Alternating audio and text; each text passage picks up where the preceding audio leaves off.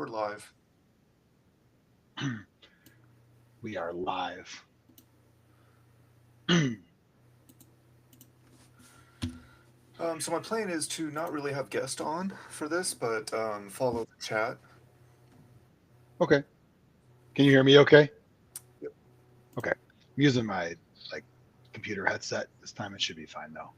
You can change your name if you want to put instead of Comics FM on there.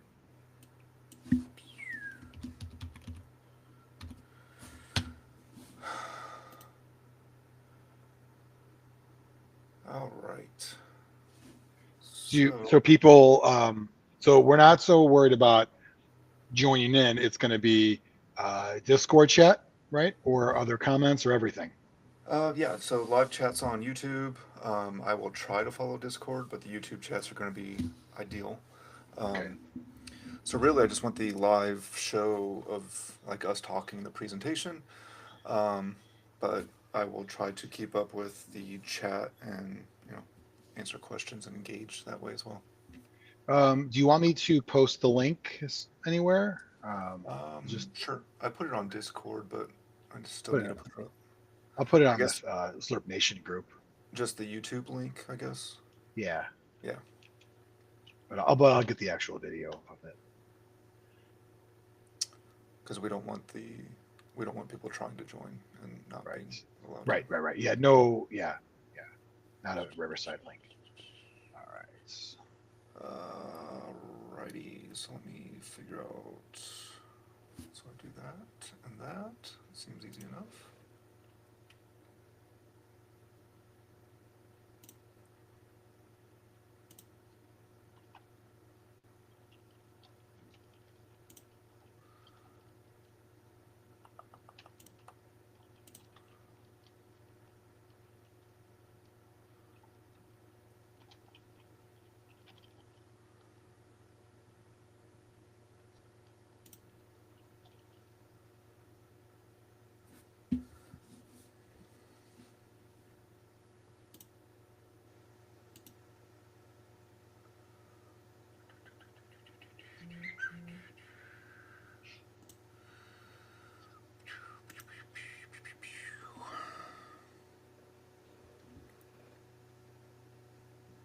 All right, that's pretty cool. So our faces will still be up there.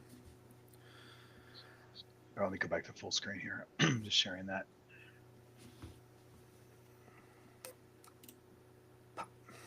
Oh. Alrighty, so I guess we'll Oh. wait. We'll just shoot the shit for 10 minutes and then do like an intro for the recording at 7. Okay. Oh, so this isn't the recording? Maybe it can be. I didn't. Did you? Yeah, I guess it's fine. Yeah. Because what'll end up happening is Riverside will save it when it's all said and done. I could trim the beginning if you want, and then YouTube, No, but whatever you want, doesn't matter to me. no, fuck it. We're going now. This Yeah, is like a 10 bonus minutes for everybody. 10 bonus minutes. So since our last episode, I got fired from my job the day after the Lives LARPcast. So I don't know if it was because of it or not. Might have been because I was using a work computer and they monitor that stuff. But I did start we opened those packs. We opened the baseball card packs. And I'm like, you know what? I'm gonna kind of get back. I mean, I already had a decent amount of graded cards. But then I started buying some Cubs team sets. I'm filling those out. I showed you that. I just got these. I got the Party Animal team here. Oh, nice. They do something really cool on their website, Savannah Bananas website.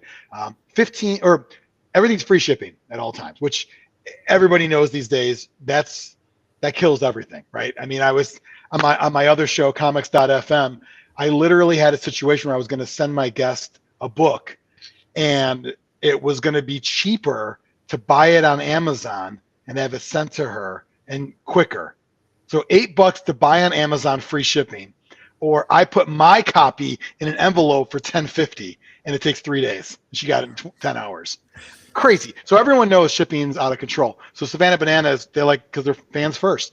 They it's free shipping. So this was $15 for the set here. What I like is they do have like some not like traditional, but it's kind of like for the people that have been playing a while, they do have actual stats there. You can see that. Yeah. Kind of cool. And their Yeah, and social then media links and Yeah, social media links, and then I didn't realize that Farty was going to get his own card. That's pretty cool. Nice. He his stats. I don't know if you can see Brian. What Farty is it blurry? Let me see if I get this. Hold on, let me see if I can get this Yeah, I better can't really here. see it. But... All right, I'll just read it. I don't have my glasses though, so I will say. Fun fact: farts smell like. Oh my god, I can't read this. Heather, what does it say? I'm so old. What's the word? What's fart smell like? At the top. Smell like cupcakes. Oh, cupcakes. Okay. Oh, Fun fact: farts smells like cupcakes. That's so pretty cool. A couple manager cards in there too. So a fun little set. I think they only had cards for Bananas and Party Animals, not the other two teams, but I'm sure they're coming. It looks like they're slowly rolling out more merch for them, like more jerseys and other stuff as they build it out more. If we would have moved to Florida earlier, I could have went to a couple of games. Well, tried to go. I mean, who knows, right? With tickets. yeah. They were last time they were in Indy. They did 3 days of games, and I put my name in for the lottery for that, and I didn't get picked. And all three Yeah, sold out. It's nuts. I did for Iowa last year, and I didn't get picked. I saw that they had in February, because it makes sense. Go to the warm states in the cold months, you know. I saw they picked February and March. They had shows in Tampa and Fort Myers, which both near me, and yeah, that would have been cool. But yeah, hopefully next year. Pretty crazy that they're on HBO Max. I thought it's pretty awesome. Yeah, I mean, I'm You know? not surprised. I mean, I don't know. I guess I'm not completely surprised. Their YouTube channel is always very well received, and I guess I'm not surprised. I'm just more like, I think you know what it is. I think it's because whenever there's live sports on a streaming network, I'm still not used to it. Even though Raw's on Netflix and AEW's on Max, I don't know what it is. Maybe like normal regular sport, even not that this is regular sport. This is actually WWE, more WWE than anything. But I don't know. So I think I was kind of surprised. I did notice all the games on Max are all banana games. But I didn't see Party Animals at all. There were bananas against firefighters and tailgaters for them. But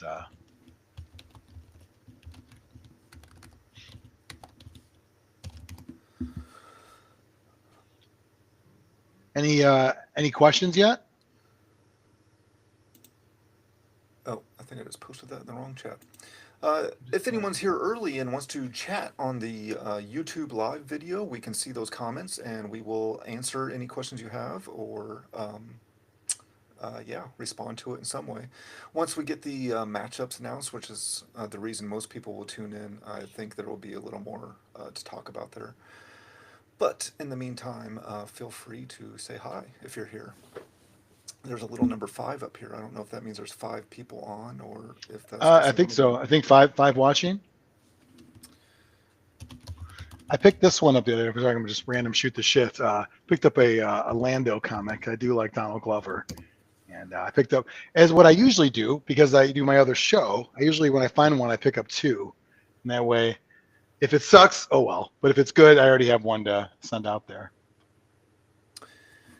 Yeah, so staying on your baseball card pack thing Yeah. from the last show and your thing, I have told Jenny that all I want for my birthday this year is like old junk wax baseball Nice. cards to open up, 89 to 90-ish, Yeah. preferably. And I have no intention after I open them. I think I'll just like keep them in the box till I find some kid to give them to. Like, Yeah. it's not Well, that I if you want to get, collect them. I just want to like open them and have that experience again. I guess if you get something, so here's a couple of just things I learned in this past month. So when I bought these team sets there's basically 2 sellers on eBay they got a ton. And, I got various, I mean, some of these Cubs cards are from like 85, 86, 87, I get the pack and, some of them are better than others. Some of them have 30 cards. Some of them have like 12. So I have gaps in those, but some are like full team type sets. But regardless, even with the old cards, like I pulled out the 85 ones, they were all like curved, like they were just cut from the sheets. And it's crazy to me because where would cards be stored that are 40 years old that still look like they're got that same beveled, like freshly cut, like not totally curved, but you know what I mean, like not circulated, so to speak. And I'm thinking like this is crazy that these are. I mean, they're all near mint. I mean, maybe even. I mean, I don't want to say the word mint because we know that can be different things now. But when we were younger, these would all be mint cards, Right. minus the off center type stuff. But it's just crazy to me that like even the 85 and I didn't get 86 yet, but I got 87, 88, 89, 90. They're all great looking. Like, and I just think that's just to me mind-boggling that those cards are still preserved so well in a pack like this. Do you think you're going to get Fleer 89 possibly to pull a Bill Ripken fuckface? I'm not going to go out of my way looking for it, but it's possible. If you get a fuckface, you're going to keep a fuckface though, right? You're not Yeah, going to for give that sure. to a kid. You can't give a kid a fuckface. No, I mean I'll probably keep like any Cub stuff I open. I'll probably keep it off to the side. But Yeah. are you having trouble hearing me? No, you sound fine. Okay. I don't see any other settings. Ty posted here. He's having trouble hearing me. I think it's okay. I mean, if it's on Riverside, it's on. Give me 1 sec. I'll be right. And I did have a little internet hiccup already, which is awesome.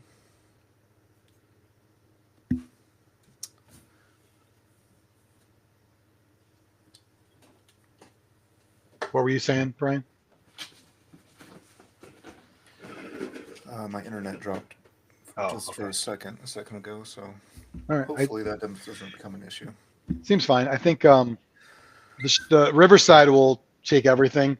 Even it might just give us different timelines and just merge it all. It's totally fine. The sound is coming through okay on the YouTube stream. I just confirmed. Okay. Somebody else just confirmed too. Yeah. So, sorry, Ty, if you can't hear me, I'll try to speak up, but everyone else hears me. And I am indeed a softer talker than JP, but we'll be fine. All right, so we're at 6:59. I think we're ready to get back into some Blood Bowl talk. Johnny, are you ready for this? Oh, I was born not ready, but then eventually I became ready. All right, so we're not going to go straight into the matchups. I want to do some intro and some small talk first to give people some time to get on here. So they don't miss the matchups because it'll be harder to rewind and go back and view anything. So some basics on why we're here for anyone that's not familiar with Slurpee Bowl. We're going to be announcing the first round matchups rather than being random like almost every other Blood Bowl tournament there is. Slurpee Bowl does a Slurpee organized schedule for round one. The original historical reason for this, many years ago, I wanted to try to get as many different champions as possible. I didn't want the same people winning. So I had this idea of the following year I would pair the champions up against each other in the first round with the idea that they would beat up on each other and someone else would be able to slide by them. And that worked out very well for 8 years. And Did they then, complain, by the way, Brian? Some of those people, or ever, or no? No, I think no serious complaints. Like Yeah, just kind of, joking around. Like, right, oh, yeah. give me Frank. How dare you? Yeah, Yeah. joking around. Yeah. Okay. I know, like Tom has kind of got. He wasn't complaining, but he's had to play Mike a lot the first round, and the Yeah. reason for that is they're both former champions, and they were the only former champions playing for Love of the Game teams. So Yeah. it just made sense that they would be matched up. But for 8 years, it worked out well. We had 8 different champions the first 8 years, and then we started getting repeat champions. The 3 people that have repeated as Slurpee Bowl champion are Matt Vanderby, Frank Bradford, have both done it twice, and then Saul has won 3. So if those are the 3 people that have repeated as champions, and you look at them like, well, they repeated because they're really fucking good, or really good. Are we? So- Oh, you're not. Wait, we can't say that word. I don't know. I caught myself after it doesn't. I guess it doesn't matter. Whatever. They're really fucking good. So them repeating makes total sense and doesn't reflect on my overall plan. But anyway, it went from initially just having the champions play each other, and then it kept getting bigger, where I wanted like all the For Love of the Game teams to have the one fun matchup to begin with, where they're playing another For Love of the Game team. So then it just kind of spun from there until I was organizing the entire first round. So a lot of the matchups, there's a reason for it, either former champions or For the Love of the Game teams. And then I have all these fun matchups, and I get down to the bottom. There's usually like a small group of people, and like, well, I don't have any fun matchup for you, so I'm just gonna look at the NAF rankings and try to get very fair matchups for you. So I put a lot of work into it. I overthink it quite a bit to the point where I'm looking at what tables people are sitting next to. So if it's someone's first time at Slurpee Bowl, I try to put like their friend at the table right next to them, so that way they have a friendly face close by, which really isn't a big deal, but it's something I think about. So yeah, so that's why we're here, and I think it's fun, and we're going to announce it. I don't know if any other tournament's done something like this, but I was kind of thinking it would be like a bowl selection show for college football. Um, but yeah, what do you think of this? I think it's pretty cool. You mentioned that it's a Slurpcast organized. Uh, what was the last word? You had a Slurpcast organized. Slurpee, the Slurpee Slurp, Corporation. Slurpee Corporate. Yeah. So I think it's cool because it adds. I mean, taking the real life element into some things here too. When you ask for things like, "Can I get rosters early?" This is one of those things that allows you to. It is the result of allow. I don't. You know what I'm saying? Yeah. This is one of those cool things you can do because of people doing that. Yeah, for sure. I like sharing, which we're going to get to in just a minute. I like sharing stats in advance. Like, these are the races you could expect to see. This is how many star players we're going to have. And you could really only do that if you're collecting rosters in advance. Um, on top of like real logistical reasons for having rosters in advance, like I'm using the BBTM app, and I want to have all the rosters uploaded there. And all the rosters I've collected, I put into the same format, so you'll be looking at the same view of a roster for 6 rounds, not like 6 different versions of it.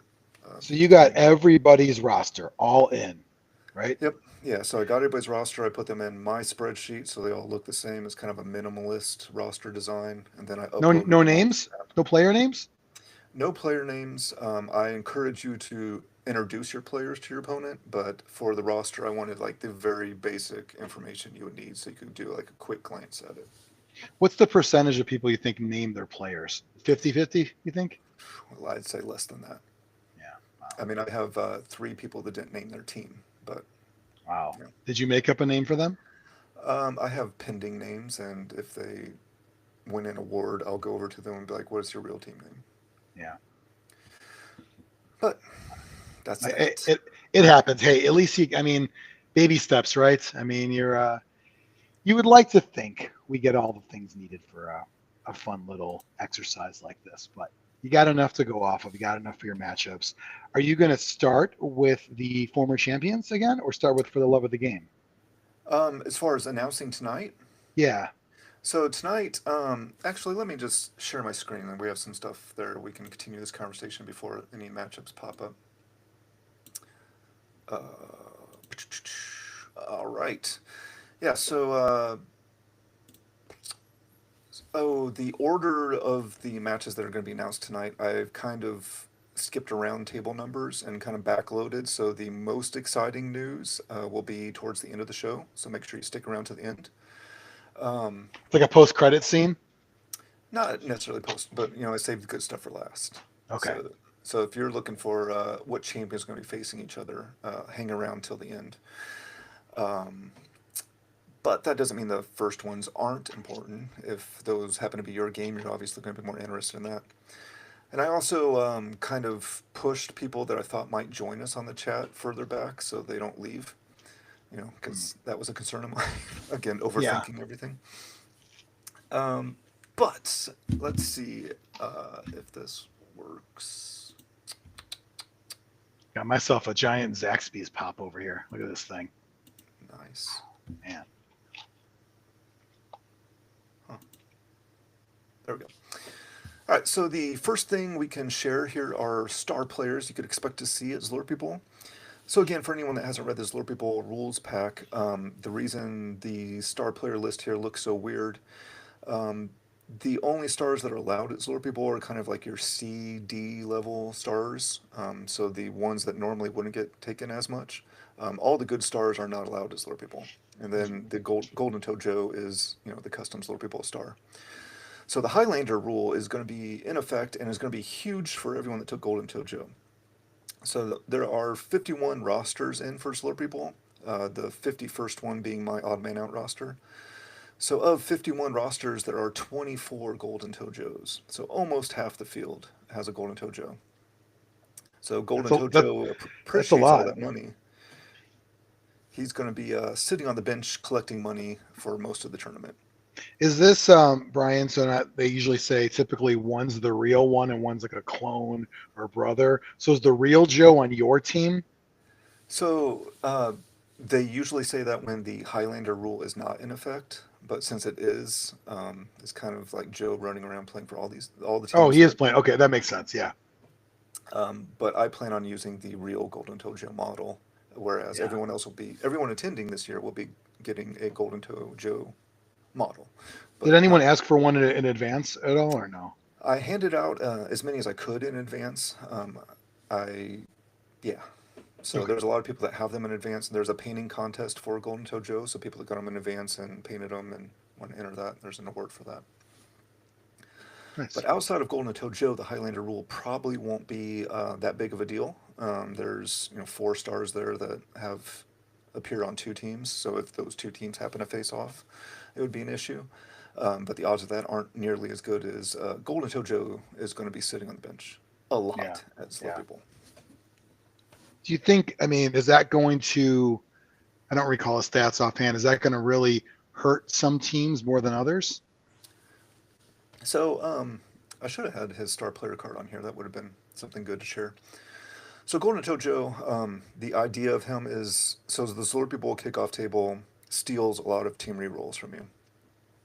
There's nothing that gives teams rerolls. It's all about taking rerolls away.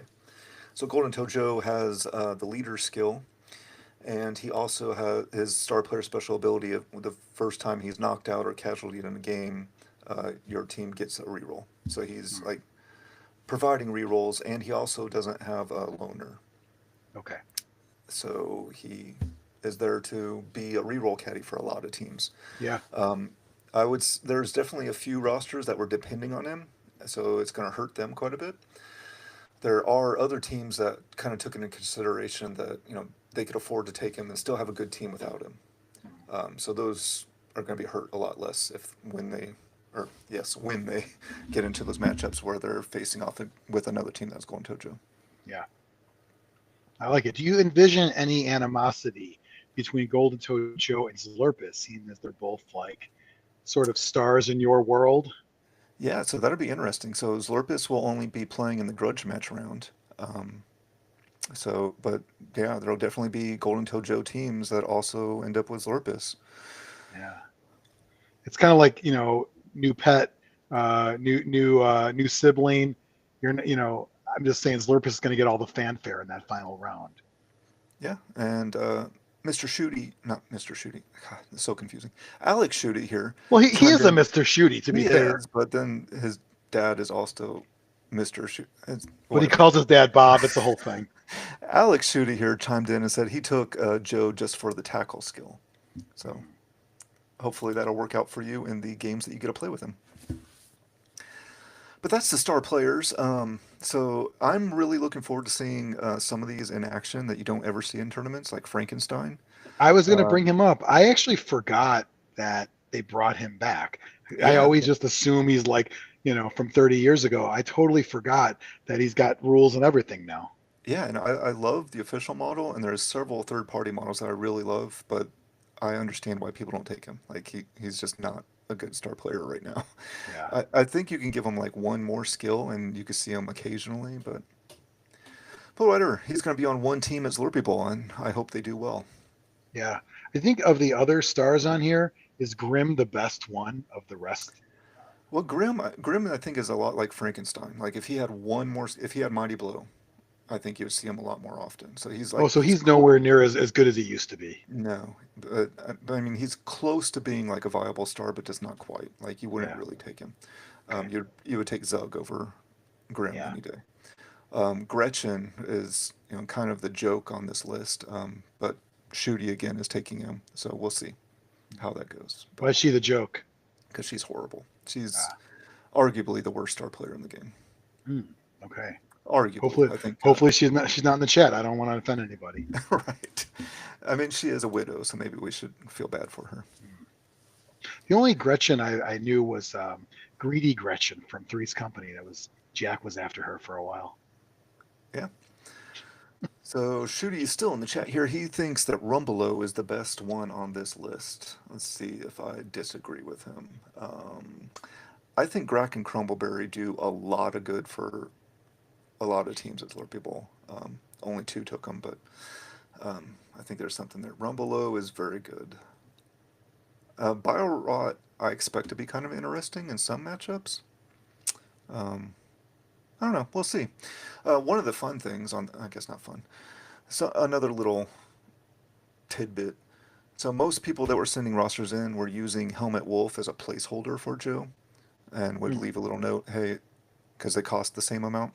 Oh, Like, right. hey, Yeah, I'm not really taking Helmet Wolf. That's Golden Toe Joe.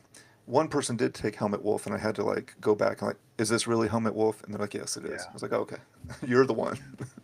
Yeah, 'Cause we interviewed him on Slurpcast a long time ago. He was yeah, long time he ago. yeah, he was like it's not like he was in a band. He might have been in the band Jackal, if people remember that. But yeah, Helmet Wolf. So that's the star players. Let's move on to see what else we can talk about. For Love of the Game teams. This is fun.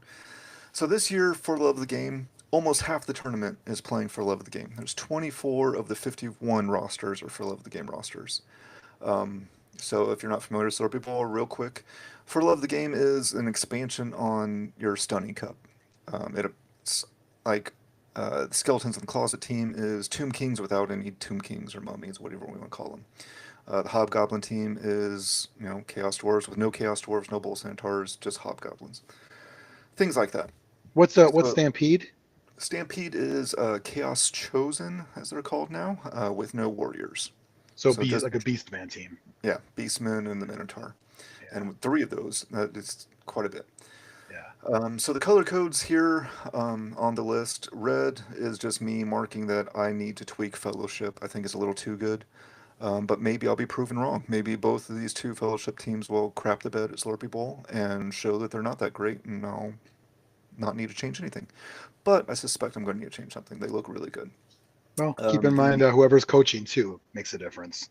It absolutely does. Yeah, for sure. The teams in blue are teams that I marked going into this tournament as in the danger zone and being eliminated. So I felt like there were too many races on the Full of the Game list. So I marked all the ones in blue. Like if no one's taking them, I'm going to get rid of them next year. So the basic idea is if they don't show up 2 years in a row, then they're not worth having on this list because no one's taking them. They're just taking it. It's just rules of blue at that point. Yeah. So it looks like the Underworld team with just the crappy guys, Life Finds a Way is the Skink team, and Blood for the Blood God is Corn Linemen. So those are potentially going to be going away, and other guys are going to be on the bubble for next year. Other guys are Orc Linemen. But the teams that did show up, Halflings with 4 occurrences, then Stampede with 3, and Ogres with 3 are the big ones. Yeah. So 2 traditional stunning teams and then 3 Beastmen teams. And these can have stars in all of these.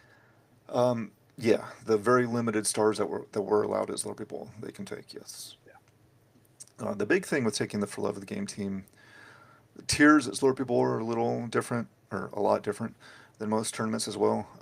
I like to say it's not really tiered, but sort of is. The Love of the Game teams are tier 3, so they get more skills.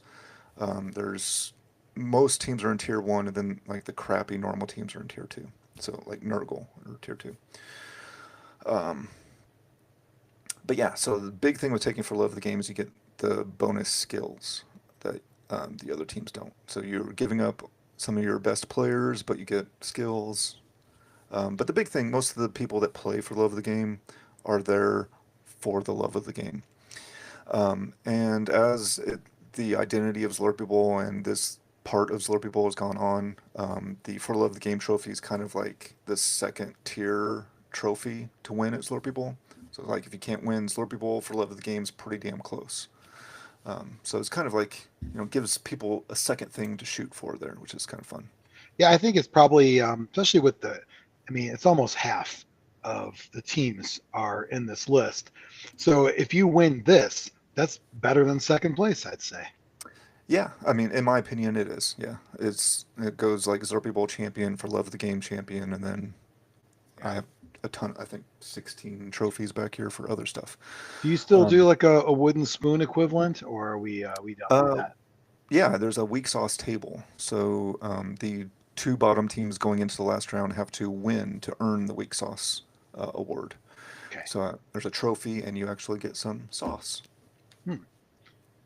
Did you ever get sauce thrown at you in a game? No, Okay. is that a thing? Wasn't there a game where people were throwing Taco Bell packets at Oh yes, people? yeah, Because they had like a little like phrase on there or whatever, and yeah, I do recall that now. I don't know if it happened to me or if I just heard about it. yeah, the condiment king.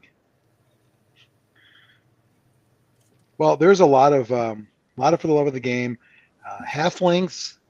I'm guessing Mike's probably in that halfling group there. That's one of his Yeah, classic teams. so Mike is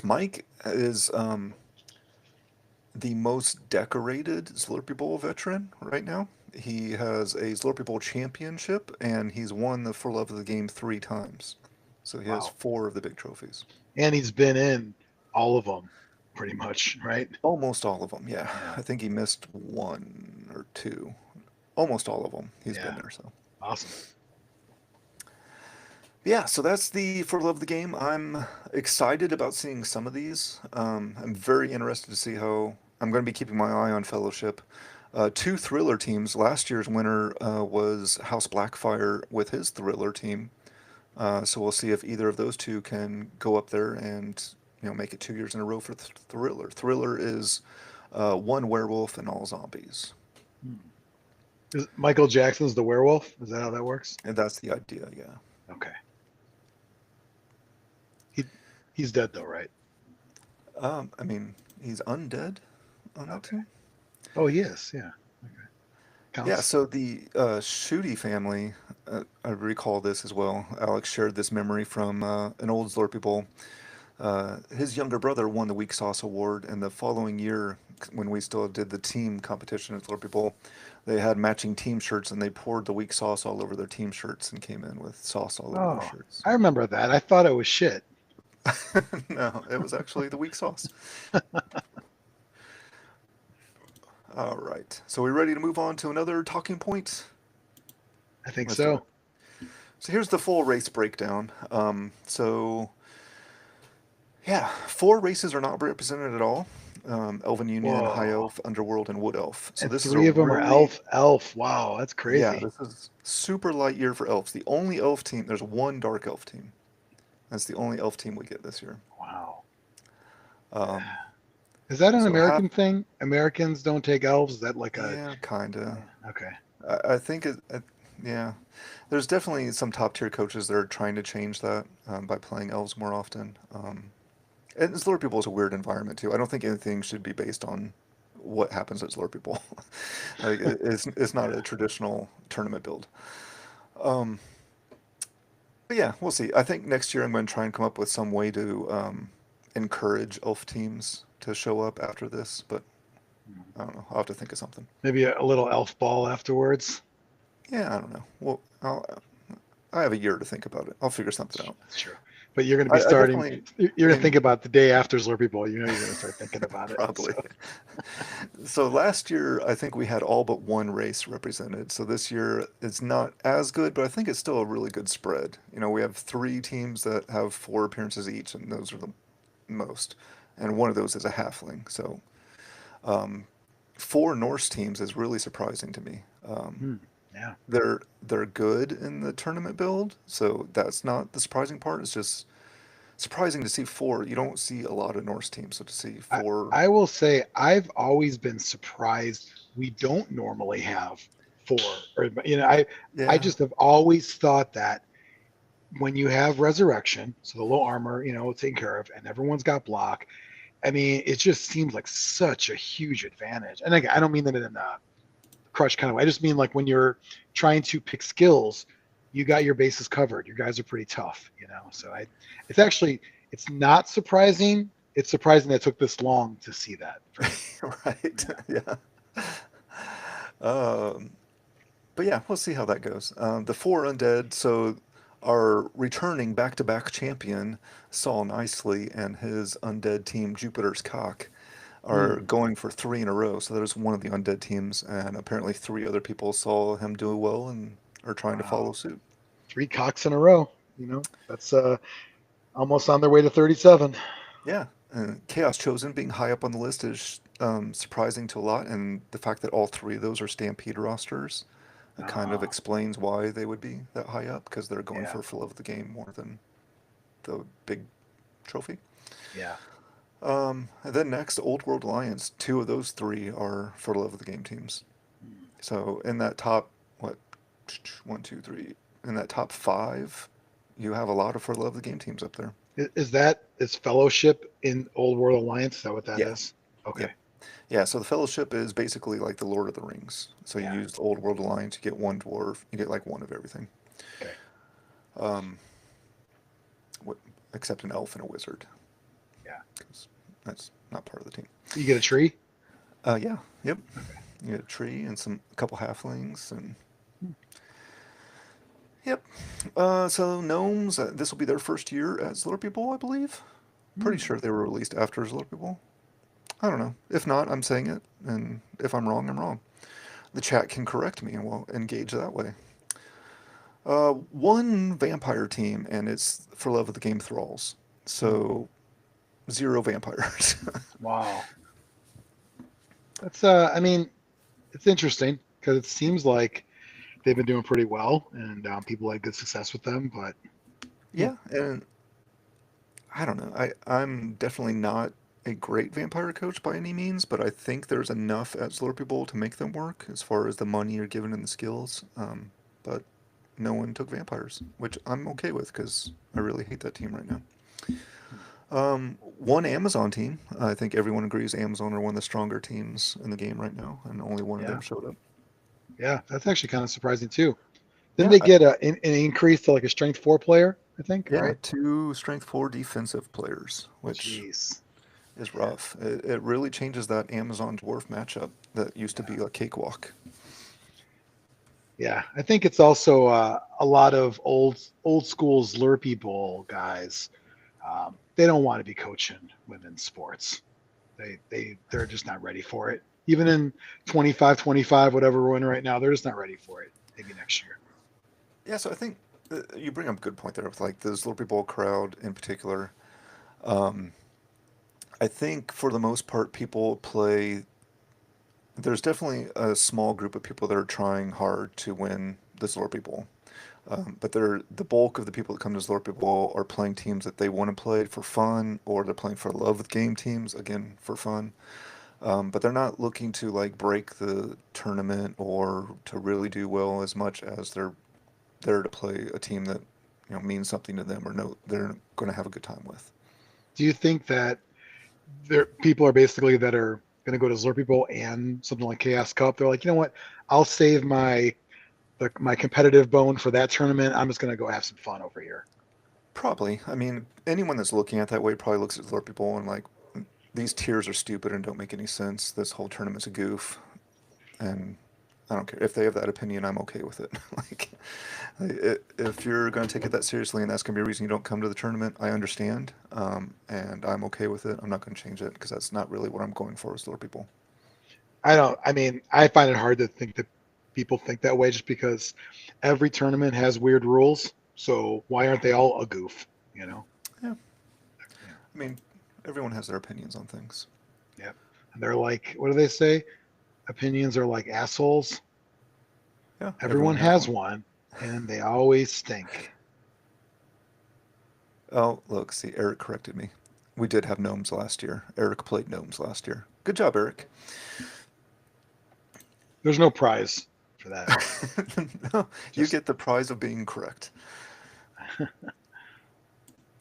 All right, so that's all my talking points. That took longer than I thought. I think I'm ready to start sharing some matchups. Are you ready for this? I'm ready. I just it's unfortunate that I look like a penis over there. That man, Yeah, so no facial hair. I've had it for a while. Come on, Brian. yeah, I don't know, man. You look I, great. You know, I look better than I should. Like, that's not realistic at all. is that an elf behind you too? Or Yeah, yeah. I don't know where wow. that came from. I mean, Um, it's definitely not on one of the rosters. You must have just been a walk on. right. All right. So, few notes quickly before we begin. Everything tonight that we announced is subject to change. If someone drops out between now and next week when the tournament happens, matchups will have to be adjusted. Those changes will be kept to a minimum because I don't like messing with the matches that I put a lot of thought into. The matches tonight will be announced, not be announced in order. I've saved some of the good ones for last. I've kind of front loaded ones that maybe there's not as much story or feeling into. And finally, there are no personal feelings involved with the matchups. How I do them, at the beginning of this recording, I kind of talked about the criteria I use for matchups. And there's no hard feelings in the order that they're posted here. Hmm. If I don't have anything fun to say about your matchup, it's not because you're not cool. It's just, unfortunately, maybe the team you played or you haven't won awards, whatever it may be. It's nothing about you. I like everyone that comes to Slurpee Bowl. I like this disclaimer. I was behind a car the other day, and it was a bumper sticker that said "fuck your feelings." I was like, yeah. Well, Oh, I mean, I care I about think we. I mean, well, I mean, Brian Mitchell cares about feelings, but yeah. I would say Extreme, the host of Slurpee Bowl, you have to be a little more hard ass. Just how it goes. Sometimes, yeah. Yeah. All right, so let's go. Table 19. White Wolf and his Lizardman team will be playing Allie's Dwarf team. So Allie is a local player who's been playing in a lot of the Beach Bowl events and the local tournaments here. And her dwarf team, the 7-Eleven Dwarves, have a really cool theme. They're all named after items you would find in the convenience store, Nice. 7-Eleven. I like it. So she'll be scoring off against White Wolf and his Lizards. The Dwarfs versus Lizards, not a great matchup for either side, in my opinion. It kind of Hmm. can swing pretty heavily one way or the other. Um, If you recall, I mean, I don't want to go with like precedent set, oh, but shit. in Oklahoma Bowl 2011, Yeah. it was Lizardmen who beat the Dwarves. I believe it Uh-huh. was Liz in My Pants versus the 40 Miners 5-1. Yeah, So that I would happened. say that if you don't think it's a favorable match for either one, then it was the coach who did it all. I think actually it's not true. I think that lizards are a very favorable match against dwarves because one on one they're always going to get 2 die blocks. So when they can separate, they usually can do a pretty good job of knocking them down. Yeah, I think it's definitely. Yeah, I don't want to pass any. I don't want to say anything that's going to affect this game. But Oh, okay. I thought we were going to analyze. I'm sorry. no, but as a fun fact, since you bring up that game, as you do, um, that was my worst loss until Gen Con. I matched it actually. Wow, against two. There was a Skaven coach that I lost by Oh 4 to. man, isn't it the worst when you're playing a fast team and it takes like a regular loss and makes it embarrassing? Yeah. All Oh right. well. Next up, our first for the love of the game matchup table, table 7. Killian Atreides, I believe, our only Goblin team at the tournament against Greg's Paperbag Dar is Greg, his Gnome team. So 2 classic Stunny teams representing for love of the game at table 7. Okay. Table 21, Juggernaut and his Orc team versus Richie McCaw's Lizards. So lots of strength 4 on this table. Um, yeah, I think that'll be a very interesting matchup, Orcs versus Lizards. We're not taking bets or anything, right? Or no? I mean, You if want you bet? want to take some bets with people in the chat, go for it. They You don't have set any money. set betting lines for all this. And, I don't think Shooty has any money. Never mind. oh shoot, he already dropped out of the tournament. He hates his first round opponent. Oh, okay. Sweet.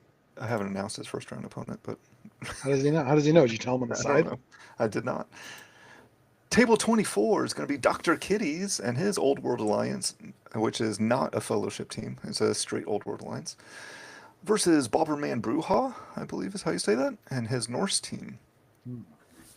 Always be careful of Dr. Kitties. He's got a lot of Yeah. tricks up his sleeve. Yeah, he has a pretty awesome Etsy site you should check out as well if you need some 3D He printed models. he sells models, right? Yeah, he Right. prints models and sells them. He does. I bought a few from him. They're very good. Does he design them too? No, Oh, okay. I don't think so. Maybe. I don't know. I don't know. Okay. Nice. It's table 25. I'm calling this the wild card table.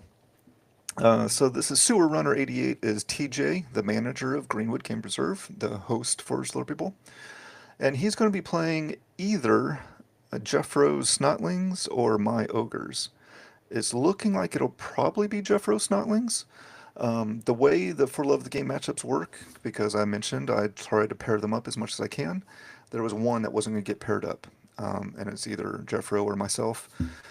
And since Jeffro was kind of on the fence whether it was going to happen or not, I thought that TJ would get the honor of playing at the bottom table the first round, not necessarily knowing who his opponent was, but getting a stunty team to start off with.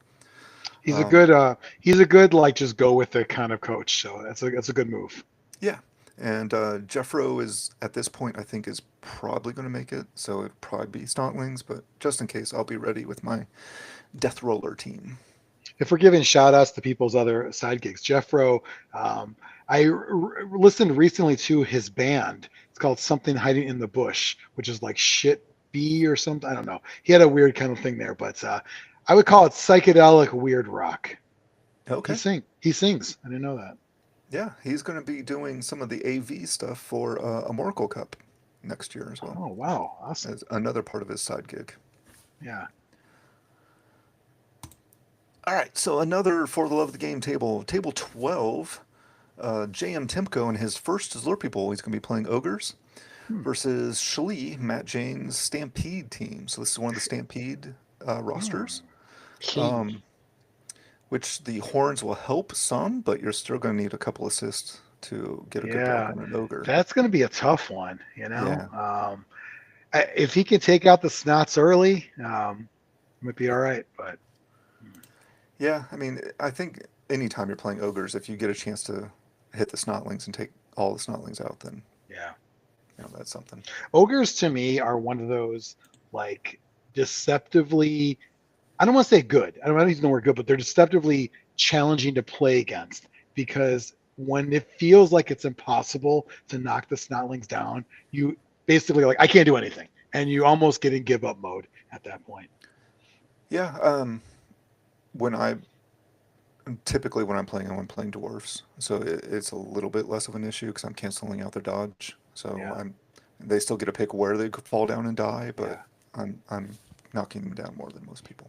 When I coach ogres, I usually give the ball to an ogre by any means possible, just to make it that much harder to get taken down. But yeah, former For the Love of the Game champion. A little bit of advice. That's all. Yeah. Did you win with ogres? I think it was ogres. Yeah. Yeah. Right on. Another For the Love of the Game table. Table 10. This is a good one. Randroid is coming out of retirement. Yeah. He was on the last Slurpcast live and convinced himself to get back into Blood Bowl and come to Slurpeople. So he's going to be playing a Thriller roster. Wow. And he's going to be playing against Scary Pinecone and a Thriller roster. Wow. So Thriller versus Thriller, table 10. That'll be a good one to watch. Couple werewolves. I would call it the Thriller in Manila right there. And you know, Thriller in Manila. Great matchup, fun to see. Randroid, if you are into the heaviest of heavy metal, he's got a YouTube channel, a ton of awesome music if you like the heavy stuff, called Skull Grind. So look that one up. But yeah, Thriller on Thriller, cool to see. That's how you can tell it's not, you didn't like fix these matchups. You wouldn't have done that probably. So you can tell it's a good setup. What do you mean I wouldn't have done that? Thriller versus Thriller, or? Oh, this is fixed? Or not fixed? Yeah, okay. Fixed. Scratch that extreme. Never mind. I don't know why I said. You're right. You said at the beginning. There's no more kayfabe is dead. You said at the beginning. I wanted to make sure I clarify that now before I go to the next slide. Okay. Got it. Table 11 is going to be another For Love of the Game, and it's going to be Zadrian Stampede versus Lupicorn Stampede. Oh, okay. So I horns got will it. definitely play a factor in this game, much more so than Stampede versus Ogres in that earlier matchup.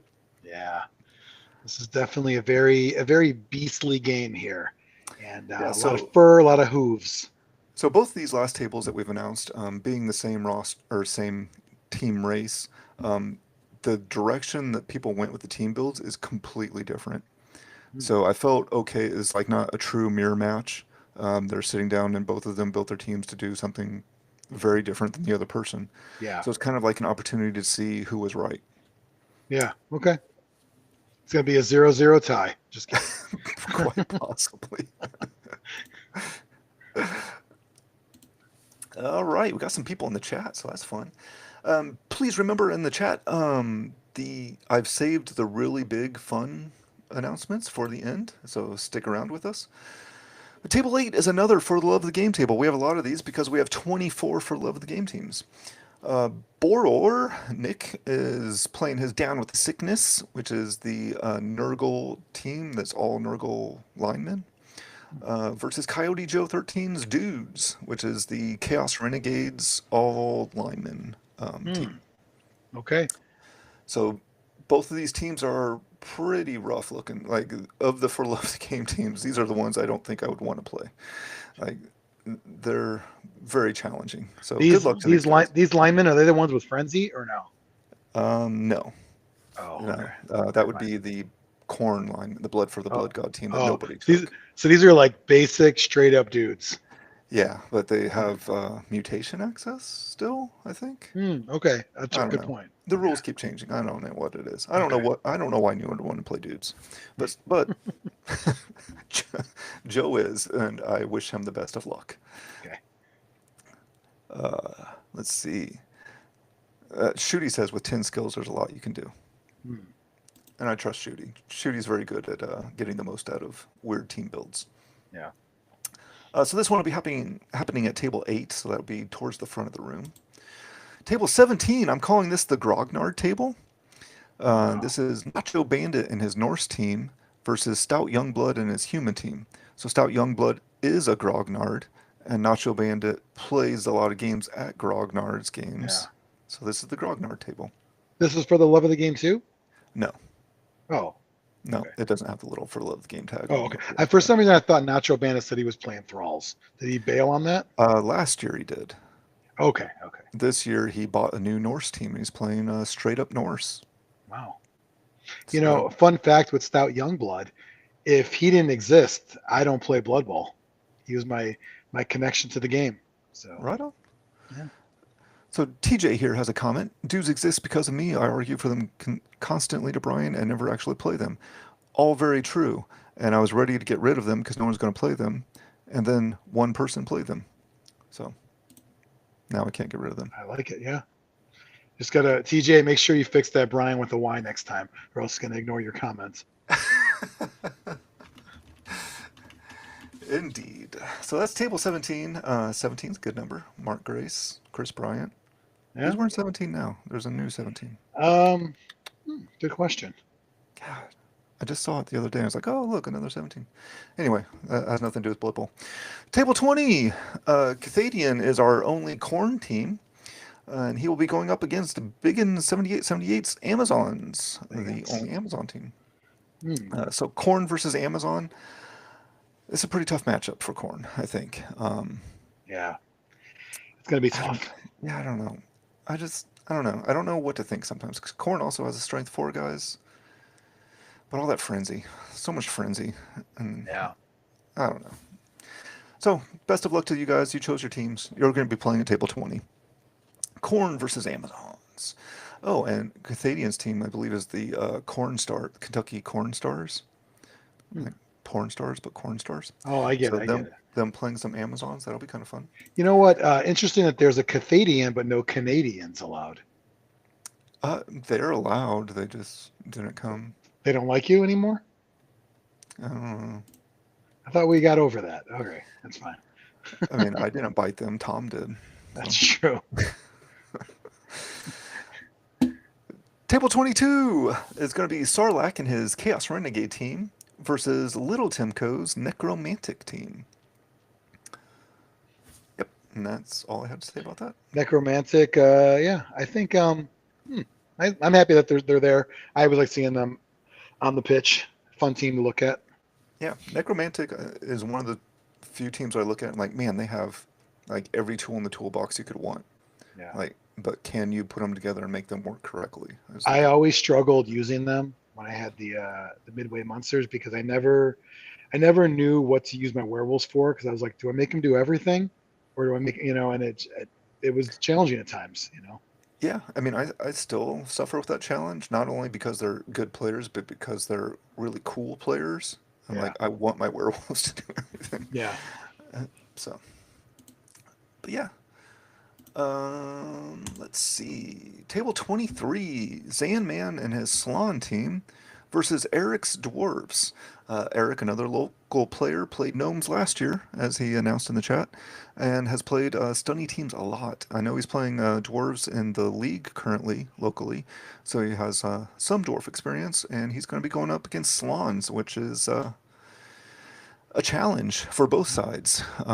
This is another game kind of like Lizardmen versus Dwarves. I think this swings one way or the other pretty drastically, and it's kind of you can kind of decide in the first half how things are going to go. You mentioned Eric's Dwarves. Is that really the team name, or does he have a real team name? He has a real team name. I don't have the rosters offhand. Oh, okay. But he definitely has a real team name. Okay. I just wanted to make sure because Yes, I know. yes. But that's table 23, which 23 is an awesome number. Your birthday. Awesome. That's my number. Yeah, 23. Yeah. We got Ryan Sandberg. We got Michael Jordan. We got Don Mattingly. So. Yeah. Hester? Devin Hester, 23. Yeah. Yeah. Good one. Good call. All right, so we're halfway through. I'm going to give the chat a little point to catch up here, see if they have anything to say about the first half of the matchups. How's that halfway through? Wait, it's 23 and that's halfway? Roughly. There's a lot of good stuff to go. I thought this was a good break. Oh, you went out of order.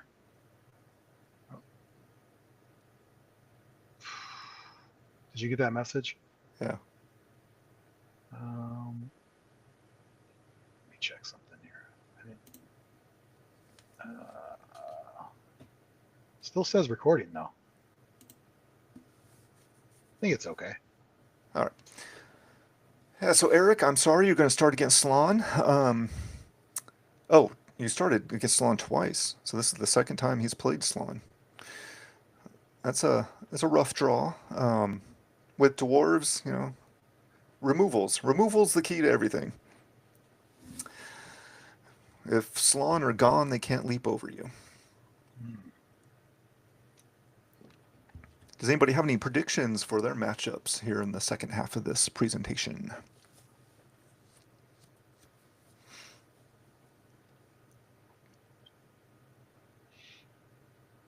I predict the winner of Slurpee Bowl will be somebody who has never won before.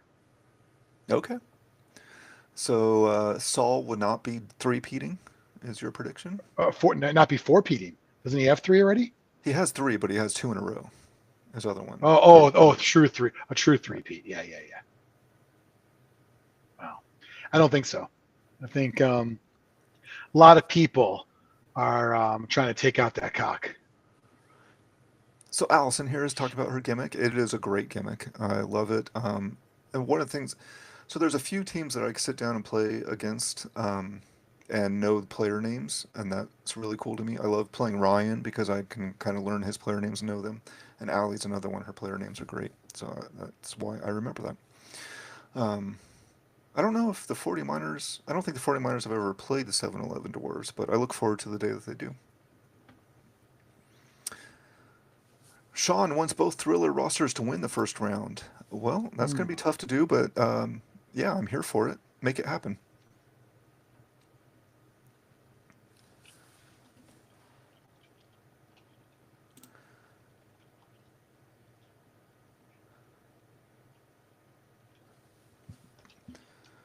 All right, you ready to keep moving on here? Table 18, Xander Zero and his Imperial Nobility versus El Scorcho and his Norse team. So these are two second-generation Blood Bowl players playing off against each other. El Scorcho's father will be there as well, the shoveler, Mm. and of course, Xander is my son. And the father is you? That's me. Yeah. Oh, wow. Congrats. So, thank you. So, nobility versus Norse. Norse are, have those frenzy models, and nobility is going to say no a lot. So that'll be interesting, as long as nobility's alive. Um, I guess that's the key to beating nobility is to remove them. It never works for me, but good luck. Do you think when you're playing against a team with Fend, a lot of Fend like that, at what point do you usually will ask you following up? Like, do you just do it, or do you have to ask every time? Um, it gets really annoying, but I ask every time. Yeah, right. Okay. Because I know some people don't like to talk that much in games, and that's a team where you have to interact a lot. Yeah. Yeah, there was somebody, was it Finn? No, it was Stand Firm. There was somebody at Gen Con that I played that like spammed Stand Firm on their team. And I like asked them every time. And I think they had just defaulted to always saying Oh, yes. always on. Yeah. Yeah, and there were some times where I was like, you really shouldn't, but okay.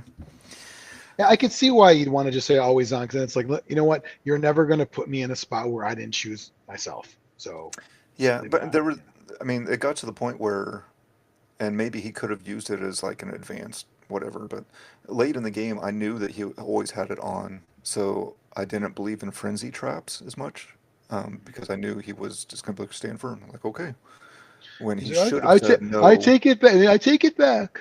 Yeah, but yeah, so it's going to be a very interesting matchup: nobility versus Norse. Okay. Sean says he hates playing Norse against all that Fend. Yeah, I could see why. I hate playing nobility. Table 13 is going to be another For the Love of the Game table. Kester Max's Halflings versus Froish's Halflings. So Halfling on Halfling, this is half of the Halfling teams at Slurpee Bowl. Hmm. And they're going to be at table 13. Okay. 13, good number. Lucky. Sure. And at table 14 is going to be one of the other Halfling teams, Flobun's Halflings, who's a brand new NAF member. So this is his first Slurpee Bowl.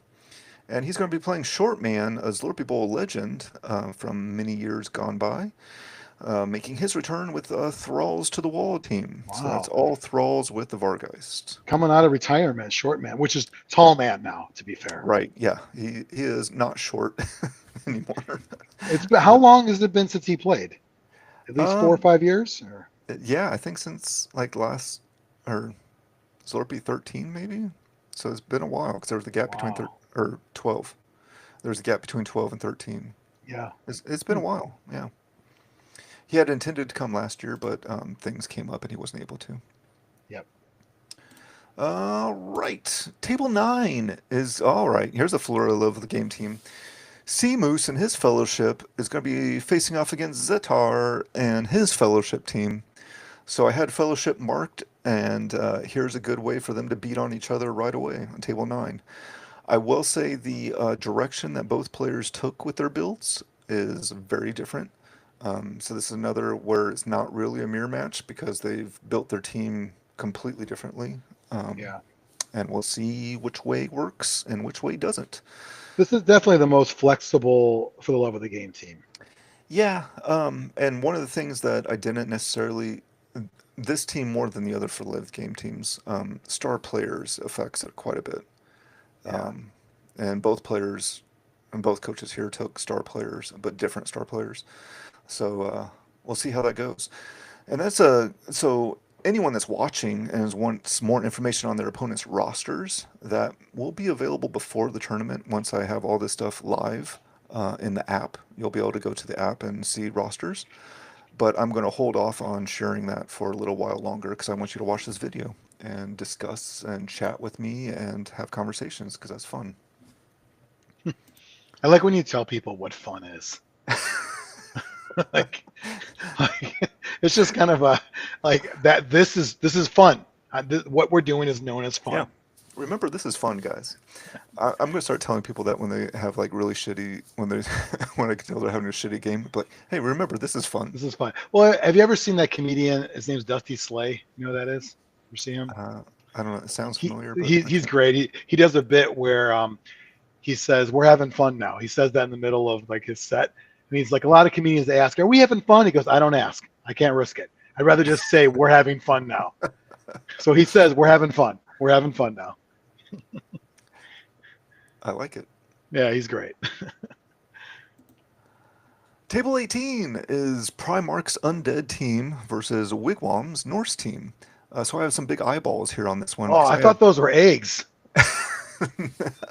They're supposed to be big eyeballs. I have two tables marked as tables to keep your eye on because I think Ah, they have some potential to be new Slurpee Bowl champions, and this is one of them.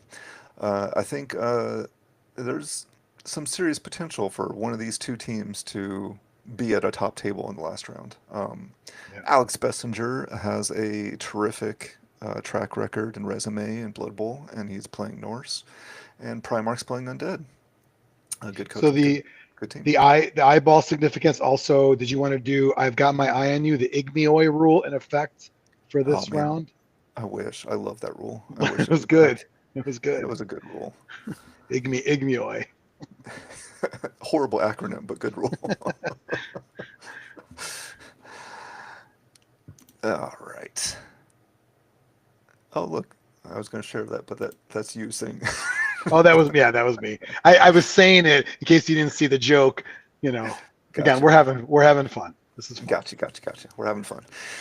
Table 15 is the other one with the eyeballs. This is Nerd King Dan's Dark Elf team versus House Blackfire and his Undead Mm. team. And House Blackfire has a little trophy there next to him because he's a former For Love of the Game champion. Mm. So last year he won with his Thriller roster. This year he decided to go after the big trophy, and he's bringing Undead. And he'll I be like it. scoring off against the only elf team that showed up to the tournament. Um, Sean is traditionally, or likes to think of himself as an elf coach. So we'll see if he knows all the elf tricks and can use his undead to claim victory over them. All right. I like it. All right, so table 6. This is one of the good ones. Calling this a For Love of the Game table, but I'm calling it the early grudge match. So round 1 grudge match here. Table 6. Alex Schuette's Skeleton in the Closet team. So that's Tomb Kings with no Tomb Kings versus Vinny the Fish's Hobgoblin team. So Alex and Vinny have some history. They often square off late in tournaments and have robbed each other from winning multiple times. So here they are, round 1, and Schuette's okay with it. Yeah. He said a So bad word. That's a bad word there. Can we scratch that extreme? So a lot of skeletons against a lot of hobgoblins, and we'll see how this goes. And there'll be table 6, so it'll be close to the front of the room there. Hmm. Do you do that because you want to see for the love of the game towards the front, like give them their taste of the front? Like, what's the rationale with where people play? So I mentioned some of it is who I want people to sit next to sometimes. So like maybe there's some not in this matchup, but if you're a new player to Little People, if you're a first time player, I try to put you at a table close to a friend, so that way you feel a little bit more Oh, yeah. comfortable. It's kind of But like when Tom used to scare off new people back in the day. yeah, Yeah. kind of like that. But for the most part, the front tables are going to be your champions versus champions, and then I kind of go back with how cool I think the match is Okay. for those front of the room matchups. I want to see that formula one day, like, like a square root and carry the 4 and cool factor versus new factor versus loud factor and like all the show your work one day. Yeah, I mean, there's definitely a lot of thought that goes into it. But skeletons versus hobgoblins. Do you have any thoughts on this? I mean, it doesn't sound Well, great not, I for either mean, side. taking coach abilities out of the way, I would think that, I mean, stat wise, correct me if I'm wrong. So hobgoblins are 6, 3, 3, 8 plus, right? And skeletons, although that you get throwers and blitzers and linemen, right? Yep. But they're all 5 movement, I think, or 4. Oh, 6. 6. Okay. Some are 6. And skeletons have thick skull now as well. Yeah, which- I probably would give a little bit of an edge to skeletons only because of positionals giving some built-in stuff without having it. But again, 10 skills, anything could happen. Yeah, I mean, 10 skills and the ability to bring star players and stuff definitely changes things. Yeah. And I'm trying not to comment on people's actual roster builds. There's a few of them that I do remember, and one of them's in this matchup. But yeah, I mean, building your roster changes for the love of the game things so much. Yeah. And both of these have stars on them. I'm pretty sure, yes. Or know I don't one- I don't know what you want to give away or not, you know. No, it's more of what I actually remember. Okay. So I've kind of moved on from that chapter of tournament planning. I know one of them has stars. I don't know if the other one Okay. does. I think they both have stars. Oh, you know what? I do. They both have stars. Okay. I can say that for certainty now. Table 4 is going to be Mr. Shooty and his Imperial Nobility versus Shoveler and his Dwarf team. So they both have cool little heart trophies there. They're former For Love of the Game champions at Table 4, but they're both playing for the big trophy this time. Yeah. Mr. Shooty with Nobility and Shoveler with Dwarfs. These are both fathers of other Blood Bowl coaches as well. So there's Oh. 2 different themes here. Both This dads. is crazy number of second generation Blood Bowlers here. Yeah, for sure. So Table 4, 2 former For Love of the Game champions. So they're playing not for Love of the Game this year. They're playing for the big trophy in theory. The only person that's won both For Love of the Game and the Liberty Bowl championship, the Golden Cup, is Mike Valdrick. So there's a lot of people that are trying to do that. Mr. Shooty, Shoveler, Sean, House Blackfire. Yeah. Several people this year that are trying to be the second person to have one of each. Are there any former champions playing for Love of the Game this year? Yes. Okay. Yep. I don't think like we've it. gotten to them yet, but we will very Yeah. quickly. Okay. Here we go. Table 5 For Love of the Game table. Look at this. Whoa. Look at Valdrick He, here. he almost has not enough room for all of his graphics that go with him. has 3 For Love of the Game championships and a big golden Slurpee there. Valdrick is bringing his halflings, and he'll be scoring off against Morpheus and his ogre team. Yeah, who's got nothing. Who's got nothing? He has a Burger Buddy award, but Ah. What's the qualifications for that? I don't talk about it. Okay. It's a secret. Yeah. I want to talk about Earth stuff. I don't talk about Mike, that stuff. yeah, Mike's got a lot of hardware there, you know, and Yeah, I mean, did he win for the Love of the Game with halflings for all 3? Or yes. Yeah. Wow. So he's going for the 4th halfling For Love of the Game trophy for wow, himself. that's crazy. Yeah. He will have to start off against ogres and see how that goes. Yeah. Mike right. also last year. So I have like a spot award for first touchdown, first casualty of each round. And Mike made it a point to score as quickly as possible. This like first turn, he's receiving, throw teammate, score right away. Mm. And it got to a point where by the end of the tournament, it was kind of a joke. Like Mike won every single time almost. Because he wanted the prize or just wanted to see if he can do it? Both because it's kind of his normal team strategy, and then there was a prize for it, so he went all in on it, and people Yeah. kept kicking to him instead of choosing to receive. So Yeah. he just went with why it. not? Yeah. I will say that, you know, when Mike plays halflings, he definitely goes all out. Like there's no let me think about what I should do. He's like, oh fuck it. Whatever. No, so when I had to play him at Gen Con recently I think I played him twice at Gen Con, actually. With my dwarf team, it makes you think, because like I know him and I know what he wants to do, but I know, you know, should I just go all the way back and see if I can change the way he normally plays? Like it like plays little head games with you a little bit because Yeah. you know the way that he plays. Well, Sean's got his work cut out for him there. Indeed, it's going to be a fun match. Those 2 great guys towards the front of the room. It's going to be it's going to be a hoot, as some people say.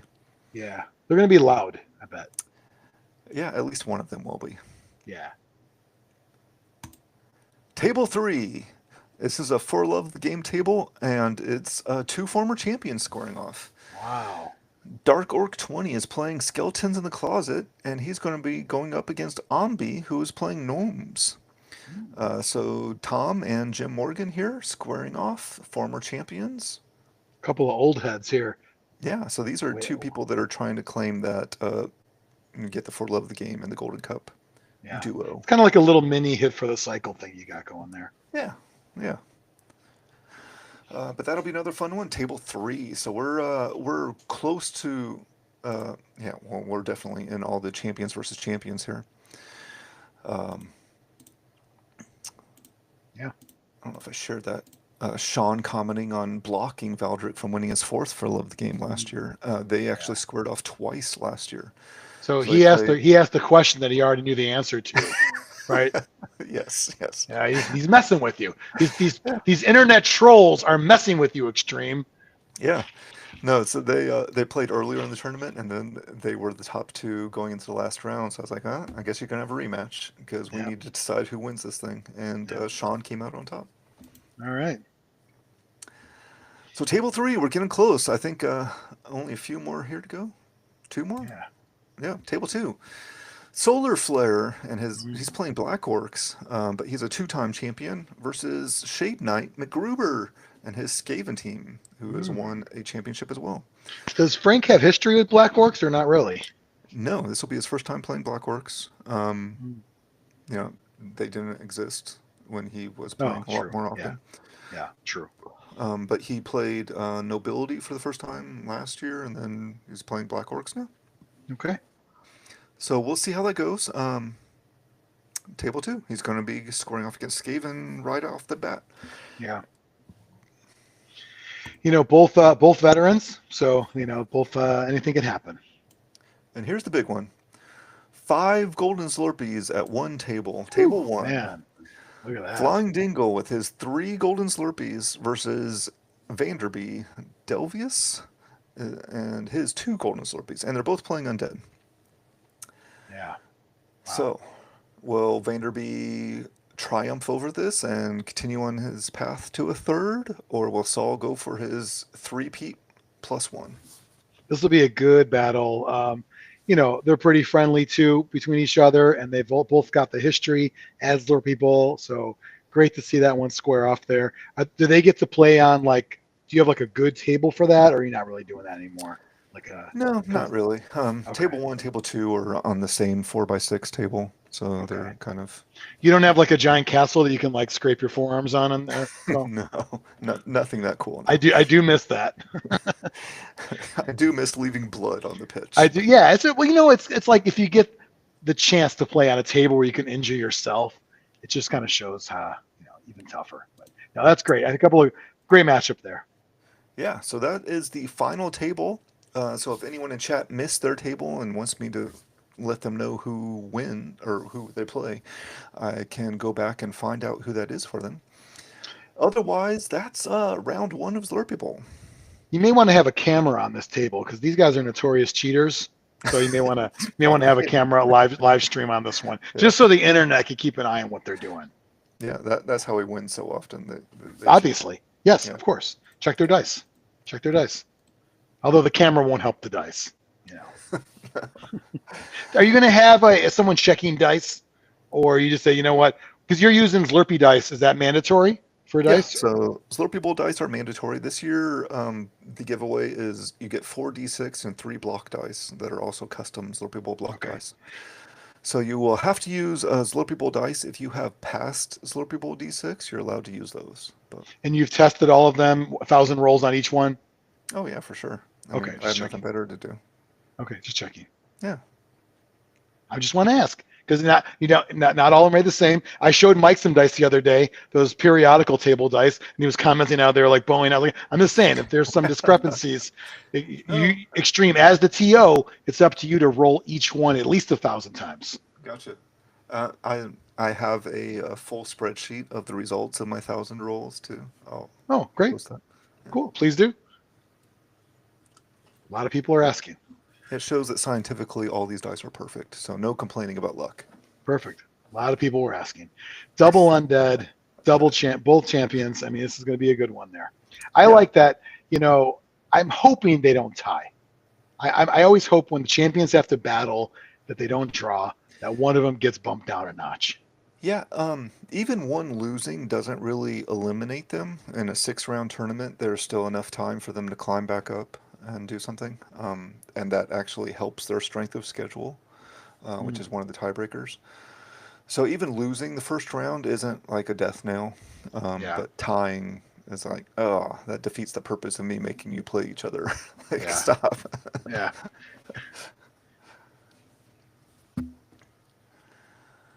Well, good matchups you got there, Extreme. I think it's cool. People can see who they're playing, and now they're not going to know the rosters, right? Are they going to see it in the app, or are they not going to see it? Like, what's So the roster, once the matchups are live in the app, I still have them hidden right now. Then you will be able to see the rosters. I'm going to hold off on that for a little bit.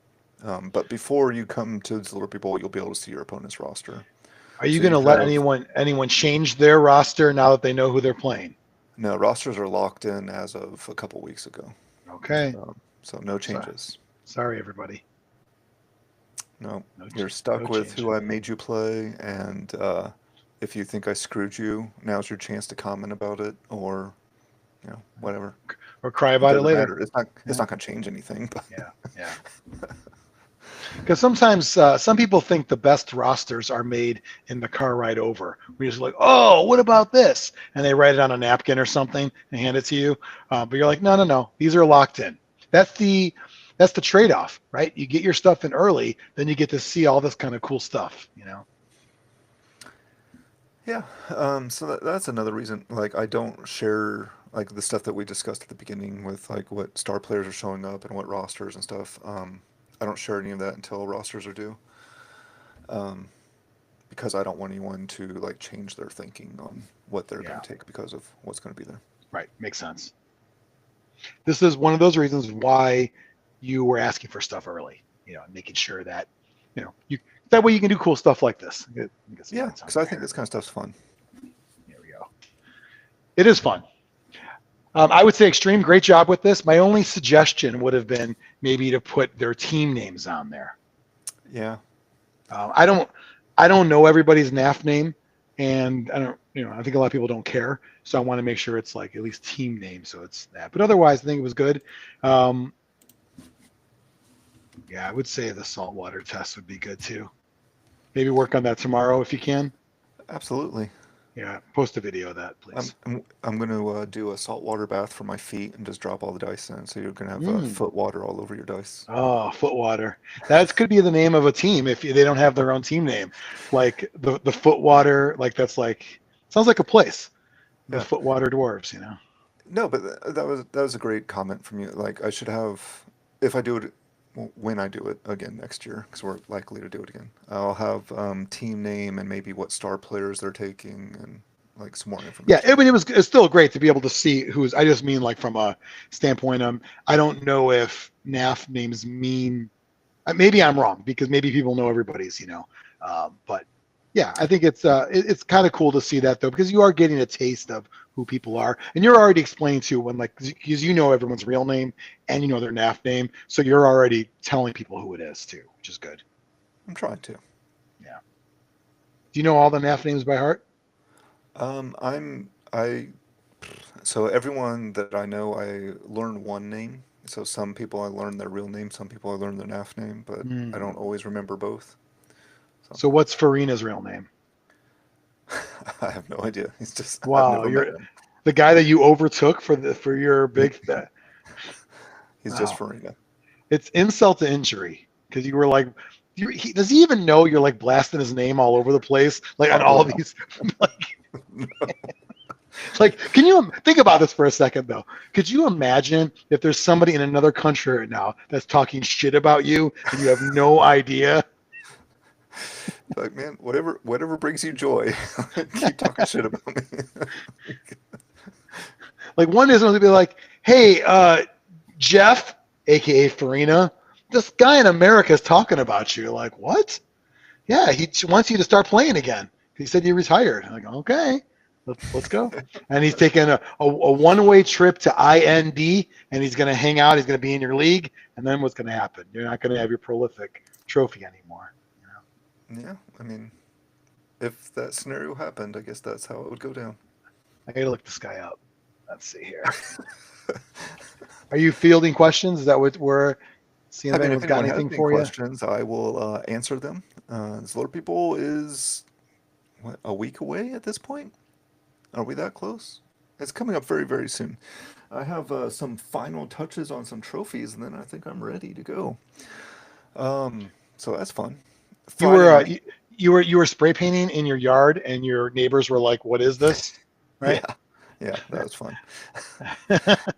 So I have a very nice older lady that lives next door. She does quilting, and she's trying to get my wife into quilting all the time. And she came over and saw me spray painting, and I was like, "Oh shit! All right, here we go." I don't know what it was. Yeah. What did you say?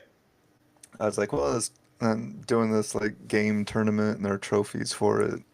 You know, That was people it? come and win Alright. stuff, and she also. So another fun fact about this neighbor. So our city, we have like an old downtown area, and she does this scarecrow contest every fall, and she's like one of the head people of it. So she has scarecrow. She must have like her entire garage full of different scarecrows, and they're like done by as like different characters. Okay. But they recently popped up a week ago on her front porch. I know it's that time of year, but not really. It's still August, so it's a little early for it. But I came home one day and they scare the shit out of me every time because it's like some person standing over there. So the first one she put out was the man in the yellow hat, the Curious George character. Yep. I was like, son of a bitch. Last year she had Hagrid from Harry Potter. Like, That's so it's great. like real looking people sitting on her front porch. Yeah.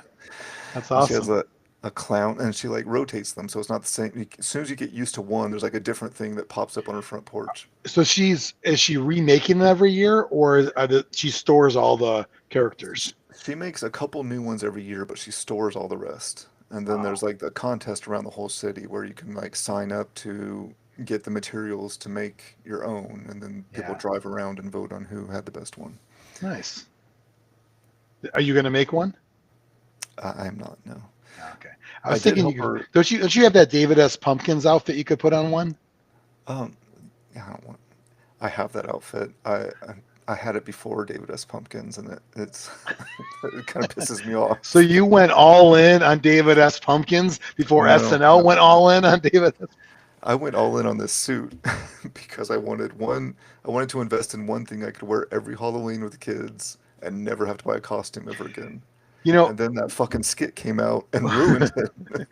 weirdly enough, as you're such a big Karate Kid fan, you probably would be more likely to dress up as one of the skeleton dancers with David S. Pumpkins, Yeah. like you're in the Cobra Kai gang versus David S. Pumpkins himself, you know. Yeah. But you'd have to dance, and so that kind of takes that away. Yeah. So that would be a bummer. Well, good job, Ryan. You've successfully got it all out there. Let people know where they stand, where they're going to be, and I mean, now that people know their matchups, if someone just plops down that table, you think you're going to have to watch out people starting early? They're going to while you're doing No, announcements, so you'd be like, So every round as little people, I try to put the matchups as early as I can, and I just tell you, like, I encourage you to get to your table, unpack, but don't start playing yet, because I'm going to have something to say before every single round, and we do shotgun starts on time. yeah, I'm very good about keeping the tournament on schedule traditionally. Hopefully nothing happens to mess that up. So the idea is I want you to get to your table, unpack, be ready to go, so that way none of that time's wasted. But don't start actually rolling dice yet. yeah. So that with this round one and you knowing your table assignment, feel free to walk in the door, check in on the app. I'm going to have signs about checking in on the app now that that's a thing. You can pick up your swag cup and then go straight to your table and sit down and, plop your bag there and start talking to people. So you would prefer people don't crowd around you and your computer while you're doing everything, right? I would I would never want that to happen. But it always does happen. It does. Unless I have a stage. That's where I've done things in the past. I have a stage or I have a bouncer. Yeah. Oh, TJ said he has a handheld PA system you could Yeah, use. I may or may not use that. Last year, I think went well without one, but I might need it. So yeah, that's definitely great to have as an option. Nice. And we have some stools now for people that were at the top tables too long last year and had to stand the whole time. There are some stools in the store now, so you'll be able to sit a little bit. Interesting that Blood Bowl is always a sitting game when all the other war games are standing games. Yeah, and some people is it's fun that at different game stores it's more or less acceptable to stand or sit while playing Blood Bowl. Like some stores you go to and like, oh, it's normal that we just stand and play. Yeah. And other stores you go to like, oh no, we always sit. Is that the difference between a board game and a war game? One you sit for, one you stand. I don't know, That might be possibly. it. I might have cracked the code that easily. Maybe. Yeah. I mean, so Gen Con this year, again, I keep bringing up Gen Con because it's very recent history. But one of the things that might crack the code on with requesting table size is to label it as a miniature game instead of a board game because you get the bigger tables. Oh, to So play long yeah, ways. so this year we did, but the tables were too long, so like you No, you like had to stand up to be able to reach. yeah, yeah. So I told Jenny because I was there for 4 days this year, which is very rare for me. I was like, I think I did like I don't know how many squats over the weekend. Yeah, Like my right. legs were a little sore. There's one way to fix that. Don't get to your opponent's side of the field too often, which I think Right? you could probably just do that normally. You know. Yeah. Looks like Shooty wants lawn chairs. Yeah, extra Um, lawn chairs.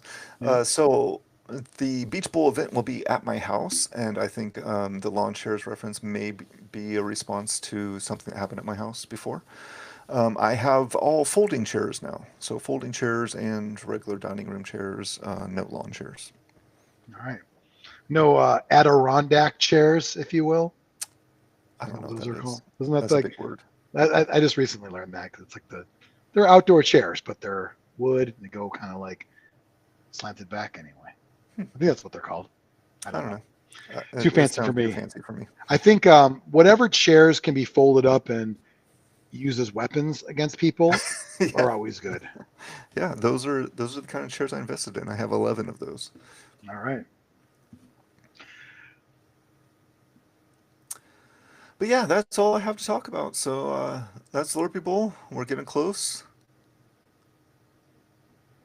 Any Oh, last minute advice, Brian, for people going to Super Bowl for the first time? no. I mean, it's gonna be a good time. No stress. Like if you're worried about stuff, don't be worried about it. It's gonna be a lot of fun. Um, yeah, just the big thing for a first time tournament player, I think in general anywhere, is to be mindful of the clock. Make sure you're playing at a pace, and if you notice you're not, play a little faster. And how long are the games? 2:15. Okay. So, and because I give you those your table assignment early, you should be able to get there and unpack and actually have 2 hours and 15 minutes of play time. And you're going to So have all the matchups in the app. So theoretically, somebody could go to their assigned table for the next game and get the same deal. Get all situated, get ready to go, but don't start. yeah, ideally that's the idea. Like you get there, you have your shit unpacked, so when time starts, you're ready to start playing. Yeah, that's a good idea. That's Shooty actually asked how probably many the. Oh, first-time go. tournament players. I don't know about first-time tournament player. I know there's a few first tournaments. There's quite a few first Slurpee Bowls. Um, First tournaments, I know of at least like 4 or 5. So and there may be more. And then he has a follow-up question: can I be matched up against as many new noobs as possible? He said. No, you're playing Vinny. That is one of the matchup. That and the two eyeball tables are and table. There's several tables that I'm interested. If I don't play, there'll be 4 or 5 tables I'm probably hanging around at a lot because I'm Yeah, interested. yeah. Would you say that you kindly request that people use score markers at all their tables so you can walk around and see what the score Man, is? that ugh, I wish that was. Yeah, Yeah. it drives me crazy that people don't use score markers or don't accurately update their score markers because I don't want to interrupt anybody's game, but I like to see what's going on. Future giveaway in one year, maybe a 3D printed scoreboard. And people still wouldn't use it. So Oh, what that's good true. would it do? Just because you give it to somebody doesn't mean they're going Right. to use it, right? Yeah. I mean, most of the play mats that we have now have a score somewhere on it, and people don't do it. That's why Isn't on that the best thing about scoring a touchdown? Is be like, yeah, boom, you plop it on there. you would think, but people don't. So that's why when I did the new big house mat that I play on now, I have a scoreboard that keeps track of touchdowns and casualties, but I'm in control of the whole thing Oh, that's because I smart. know I will update it for both Yeah, sides. yeah. Maybe Jeffro could wire something up with like the ball token when it crosses that plane, it automatically like does a score. I'm sure something could be done at some Yeah, point. that'd be cool.